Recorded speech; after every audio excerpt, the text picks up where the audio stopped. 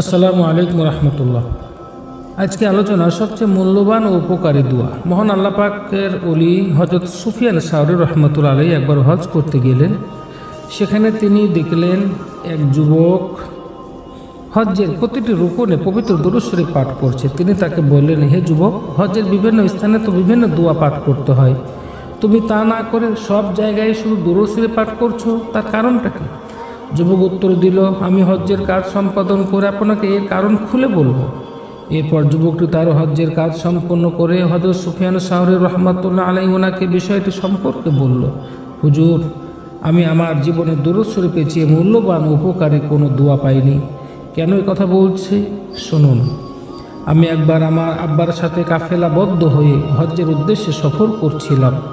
মরুভূমির ভিতর দিয়ে যাবার সময় আমার আব্বা খুব অসুস্থ হয়ে মারা যান। মারা যাবার পর ওনার চেহারা বিকৃত হয়ে যায়, নাউজুবিল্লাহ। এটা দেখে আমি খুবই চিন্তিত হয়ে পড়ি। কাফেলার লোকেরা আব্বার এই চেহারা দেখলে কি বলবে, আর মরুভূমিতে আব্বাকে দাফন কাফনের ব্যবস্থা কিভাবে হবে ইত্যাদি চিন্তা করতে করতে আমি ঘুমিয়ে পড়লাম। স্বপ্নে দেখলাম এক অত্যন্ত নুরানি চেহারার ব্যক্তি আমাদের নিকট তাশরিফ এনেছেন। ওনার নূর মোবারকে সমগ্র মরুভূমি উদ্ভাসিত হয়ে গিয়েছে। আমি ওনার পরিচয় জানতে চাইলে তিনি বললেন, আমি হলাম তোমাদের নবী ও রাসূল হুজুরে পাক সাল্লাল্লাহু আলাইহি সাল্লাম। তোমার আব্বা প্রতিদিন আমার প্রতি দুরূদ শরীফ পাঠ করত। আজকে তার দুরূদ শরীফ না পেয়ে আমি দেখতে এসেছি, তার কি হলো। এই বলে তিনি আব্বার মুখের উপর ওনার পবিত্রতম হাত মুবারক বুলিয়ে দিলেন। সাথে সাথে আব্বার চেহারা সুন্দর হয়ে গেল। এরপর আমার ঘুম ভেঙে গেল। আমি দেখলাম সত্যি আব্বার চেহারা সুন্দর হয়ে গিয়েছে।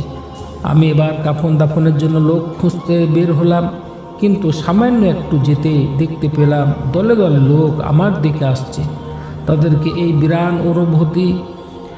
বিরান মরুভূমিতে আসার কারণ জিজ্ঞাসা করলে তারা বলল, তারা একটা গায়েবী নিদা শুনেছে যে কেউ যদি কোনো জান্নাতি মানুষের জানাজা পড়তে চায় তবে যেন সে অমুক স্থানে যায়। সুবহানাল্লাহ।